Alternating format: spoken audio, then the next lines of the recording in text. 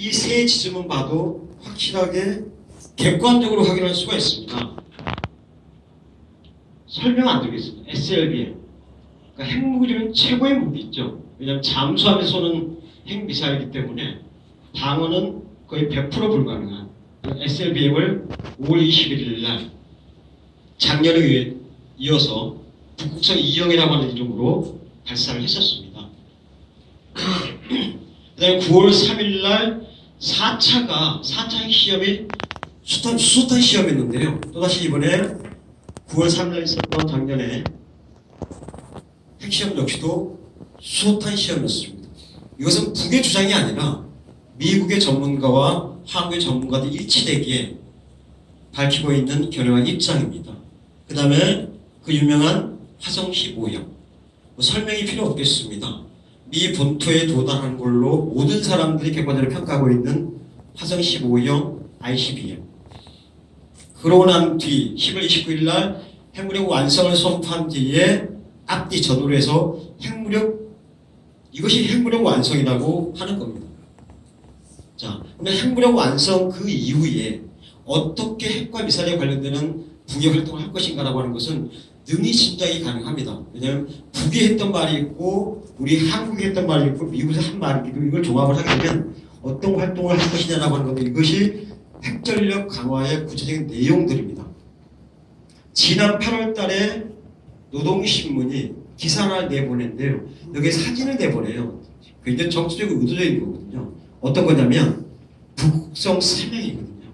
이것은 아까 북극성 2형 SLB를 쓰고 더 개량화된 발전된 SLB를 쓰는 거죠. 그 다음에 10월 달에 리용호 북외무상이 미국의 심장부인 뉴욕에 가서 이런 말을 하죠. 태평양 상에서 역대급 수탄 시험을 하겠다라고 얘기를 하죠. 그다음 세 번째로 연합뉴스가 전하는 북한 뉴스를 자주 보시게 되면 자주 하게 되게 되는 것이 있는데 인공위성을 굉장히 자주 얘기를 하거든요. 유엔에서 못 쏘게 하는 건데, 그러니까 우주에 대한 평화적 이용, 우주 개발이라고 하는 걸로 해서 북이 인공위성에 대한 그런 의지를 힘차게 계속 밝히고 있는 상황입니다. 그 다음에 지난 10월 29일 날 쐈던 화성 15형은 고각 발사거든요. 그래서 국유도 올라갔다가 바다로 떨어지는. 근데 화성 15형을 실각 발사를 할 수 있다고 하거든요. 누가 이 얘기를 하냐면요. 실각 발사라고 하는 것은 바로 태평양 상공에 떨어지는 거예요. 근데 화성 15형이 사거리상 미 본토를 넘어서서 대서양에 떨어질 가능성이 있는 거거든요. 많은 군사 전문가들이 그렇게 얘기를 하고 있는데요. 화성 15형 실각 발사를 얘기한 데가 어디냐면요. 외교안보연구원입니다. 화성 15형 미사일을 정확 발사하고 미국의 군축회담을 재개할 것이다. 작년 12월 11일 날 외교안보연구원, 국립외교원, 외교부 산하거든요. 여기 있는 정세 전문가들이 공개적으로 얘기한 겁니다. 실각 발사로 하는 것을. 자, 이것이 하는 의미는 굉장히 중요하죠. 그러니까 군축회담 재개할 것이라고 하는 것은 이후에 북핵 문제의 해법의 경로가 비핵화가 아니라 핵군처로 가게 된다고 하는 것을 보여주는 것이고, 실각 발사를 한다고 하는 것은 이후에 양산체제, 대량 생산체제를 북이 이미 구축했다고 하는 것을 의미하는 거거든요. 자, 여기에 있는 북극성 3형, 수탄시험, 인공위성, 실각 발사 이 네 가지가 모든 정부가 일치되게 제기하고 있는 북의 핵전력 강화의 구체적인 내용들입니다.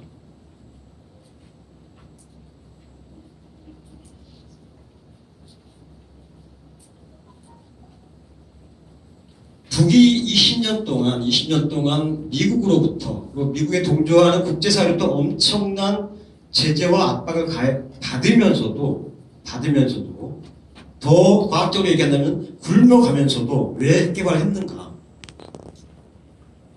세 가지로 정리할 수 있습니다. 6.25 때 원자탄을 미국이 쏘려고 했던 것을 알고 계실 겁니다. 그리고 세계 최고 가는, 인류상 최고 가는 군사훈련을 1년에 한두 번도 아니고 너댓 번 정도를 하게 되는 한반도에서. 근데 그 모든 것이 핵무기 위협이거든요. 그래서 미국의 핵 위협을 무력화하려고 하는 북의 자체적인 전략이 있는 거죠. 이것은 우리는 자본주의지만 북은 사회주의지 않습니까? 그래서 사회주의를 사수하려고 하는 것이 첫 번째 목표. 북이 부여하는 객관적으로 부여되는 전략적 위의 첫 번째라고 하는 거죠. 두 번째로는 미국에 대해 한반도 지배자를 무력화한다고 하는 것인데 분단을 유지하는 여러 가지 안보 정책 기제들이 있습니다. 이를테면 국가보안법이 있고 눈으로 보이는 38선이 있고 그런데 정치 안보적으로 가장 큰 미국의 한반도 지배 전략은 한미동맹입니다. 한미동맹. 바로 이 한미동맹을 무력화해서 한미동맹이 있는 한 통일은 불가능하거든요. 현실적으로. 그래서 한미동맹을 무력하고 조국통을 실현해야 된다. 그러니까 자유적이고 평화적인 민족 대단계를 기초하는 그런 평화통을 해야 된다라고 하는 두 번째 이유가 있는 것이고요. 세 번째는 대단히 전략적인 건데, 그러니까 뭐 장기적인 것인데, 미국은 세계 패권 전략을 갖고 있는 것이 동북아 패권 전략을 표현되고 있지 않습니까? 동북아 패권 전략은 흔히 한미일 삼각 군사동맹을 표현되기도 하는데요. 이것을 구성하는 두 가지입니다. 한미동맹 플러스 바로 미일 동맹이죠. 그래서 한미동맹과 미일 동맹을 깨서 전반적으로는 동북아 패권 전략, 특히 중국을 의식하는 동북아 패권 전략을 깨서 미국이 갖고 있는 일반 국가로서의 침략성이 아니라 제국주의 국가로서 갖고 있는 정치, 경제, 문화적인 그러한 제국주의성을 약화 혹은 붕괴시키려고 하는 이러한 전략적 의의를 북핵미사일은 갖고 있다고 하는 거죠. 이것을 최근에 미국의 정보기관에 있는 사람 역시도 이런 식으로 얘기를 했습니다. 단순히 북을 지키기 위해서 북한은 핵을 만든 게 아니라 그러면서 두 번째, 세 번째 것들을 동시에 언급을 하죠.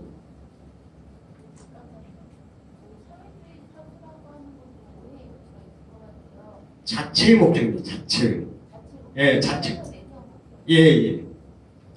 그렇다면 이 핵 대결을 통해서 미사일 대결을 통해서 계속 대결을 해오면서도 대결 끝에는 항상 대화가 있었거든요. 다들 아실 겁니다. 94년 10월 제네바 협정, 그 다음에 2000년 조미 공동 코뮤니케, 그 다음에 2005년 9.19 공동 성명. 이것이 북미 전략 대화의 중요한 지점들이거든요. 이 세 개 중에 하나만 됐었어도 우리는 통일됐을 겁니다.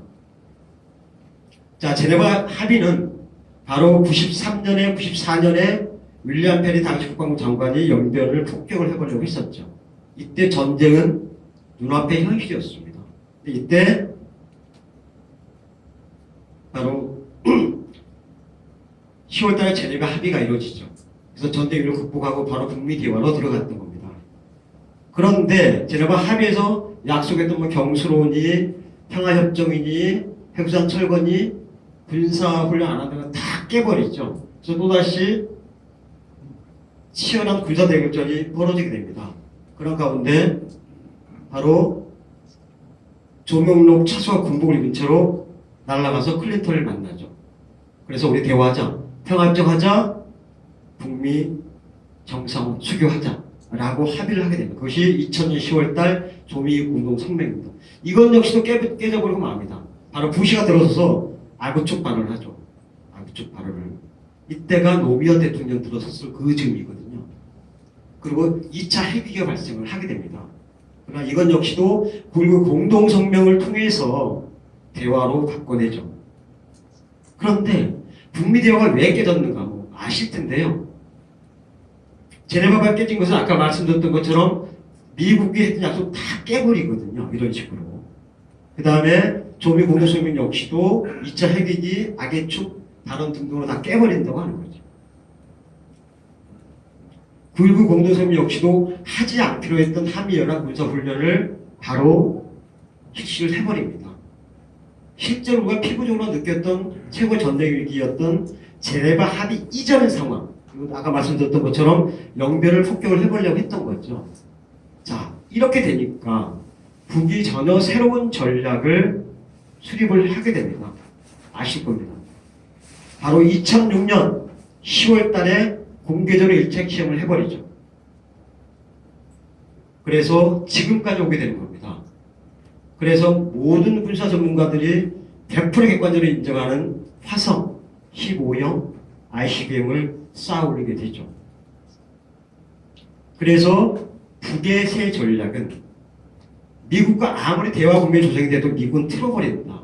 이걸 막기 위해서는 핵미사일 전략을 쓸 수밖에 없다. 라고 하면서 지금까지 핵미사일 전략을 가져왔다고 하는 거죠.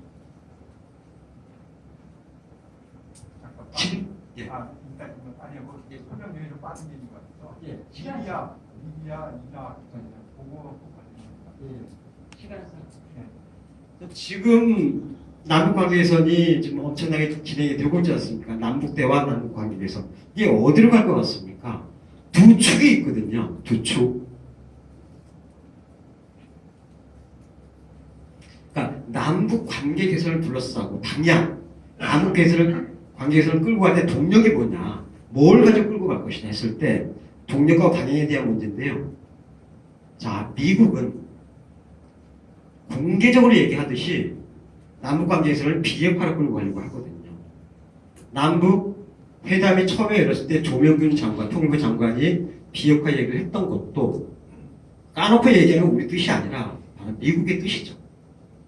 그리고 지금 문정부의 많은 고위 인사들이 비핵화를 얘기를 하고 언론 그대로 받아 쓰고 있습니다. 남북 관계 개선을 하되 비핵화로 가자고 하는 거죠. 이에 반해서 우리 민족은 남과 북 해외는 평화진영, 통일진영, 남북관계 개선을 바로 우리 민족끼리로 가자고 하는 거죠. 우리 민족끼리는 단순한 것이 아니라 아시겠지만 지난 7.4 공동성명, 그 다음에 2000년에 6.15 공동선언, 그 다음에 2007년에 14 공동선언을 보게 되면은 처음부터 끝까지 명량이 흐르는 게 우리 민족끼리라고 하는 그런 이념이에요. 우리 민족끼리라고 하는. 그래서 유럽 공동선언 1항에도 우리 민족이라는 말이 실제로 적시가 되어 있습니다. 그래서 우리 민족으로 갈 것이냐 아니면은 비핵화로 갈 것이냐 해서 동력이 서로 다르다고 하는 거죠. 자, 주구장창 얘기합니다. 한미공조. 남북관계 좋다. 한미공조로 가자라고 얘기하거든요. 미국과 어쨌거나 우리 한국의 주요 정치 쪽에서. 그러나 우리는 안 그러죠. 민족공조로 가자. 그래야만 민족공조로 가야 우리 민족끼리 갈 수 있다고 하는 거죠. 엊그제 내려온 북한, 한국 선수단이거든요. 손을 잡고 있습니다. 이렇게 우리 민족끼리 가자라고 하는 거죠. 그래서 지금 정세는 간단하게 얘기하면 민족공조냐 한미공조냐 이것이 서로 치열하게 서로 싸우고 있다고 하는 거죠. 정세라고 하는 것은 그냥 흘러가는 것이 아니라 누군가가 작동을 하는 거거든요. 미국이 작동을 하고 미국을 추종하는 친미 반북 세력들이 작동을 하고 그만의 힘으로 우리 평화진영, 우리 평형연대가 작동을 하는 거죠. 민족공조나 한미공조에 있어서 바로 한미공조를 깨고 민족공조로 가는 게 우리의 몫인 거죠. 우리 민족 대 미국과 대결 구도에서 구체적으로 살펴보게 되면은 펜스 부통령을 보내겠다. 가족까지 포함해서. 남북대화 100% 지지한다. 너무 좋은 얘기잖아요. 그 다음 트럼프가 한 얘기거든요. 북미 대화는 열려있다. 너무 좋은 말이잖아요. 시청을 뿅 갈만한 얘기죠. 그런데 이게 칼빈스호입니다. 세계 최고 가는 핵항공. 이미 샌디에고 출발을 했어요. 평창 올림픽이 진행될 그 즈음에 한반도 인근 수역에 도달하게 됩니다. 일본에 있는 레이고로와 합세를 하게 되죠. 훈련을 할지 안 할지는 두고 봐야겠죠. 그뿐이 아닙니다. 이게 그 무서운 B-52거든요. 핵전략 폭격기예요. 괌에다가 6대나 전진 배치를 했어요. 그 다음에 그만큼 무서운 B-1도 3대를 배치했거든요.